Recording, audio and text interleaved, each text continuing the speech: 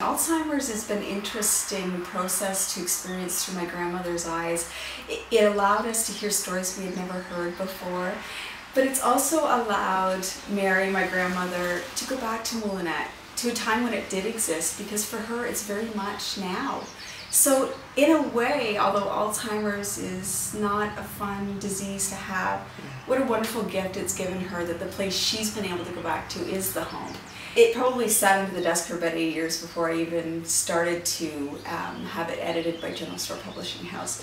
And the thing was, I didn't write it with the intention of publishing, which I think in a way lends to the spirit of the book.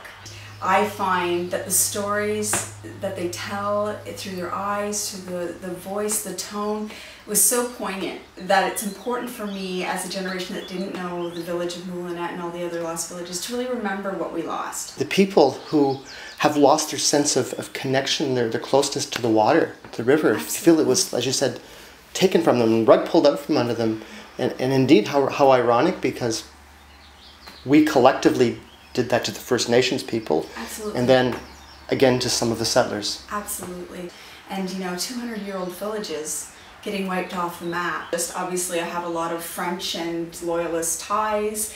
So I was a little bit surprised, not that they didn't fight, but how do you fight two countries and a power project and all that kind of thing, but that these governments didn't see the value in these homesteads that were really a new home for a group of people who had already had an exodus from the United States during the Revolution, had been granted these lands as a way to build their futures, and yet, you know, 200 years later, not even 200 years later, are forced to make an exodus again from these homes that they thought they were building for their families. So I guess it's sad to think we have battlefields under the water, we have orchards under the water, we have farmland that we can see still cut by the new highways, that sometimes you can get little glimpses of the big old growth trees, and yet it wasn't enough to maintain that sense of posterity for the future.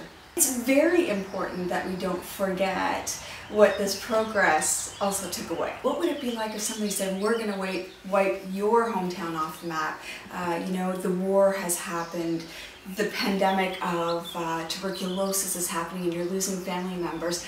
I wonder what kind of strength we would portray. As much as it's based on the historic dramatic events of one woman's life, is really a culmination of the stoicism and the grace that this generation continued to carry forward. My grandmother was so much more than who the label was, and as my parents are, and I think the same thing happened for them, is when they started to reflect on how their parents must have felt at the ages that they are now, or that the ages that they were then, that it really must have been more hurtful, more, you know, a time of turmoil than they actually portrayed. And so I think the contrast between their generation, they were go-getters, and this generation that seemed quiet but maybe didn't feel any different. And that's what I got even from my mother is, you know, I love that you're telling my mother's story, that people will know this story. And that's what the Lost Villages Museum is about.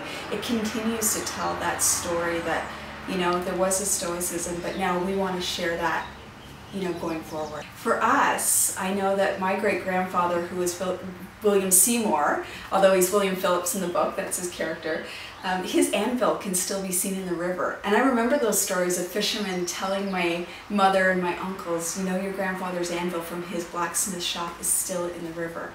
Amazing. But I love that my grandmother's in that village right now, you know, at 96 with Alzheimer's. It's a wonderful place for her. And I mean, not to give it away, but the last part in the book, people will get why this little girl is a ghost and not as real as. So.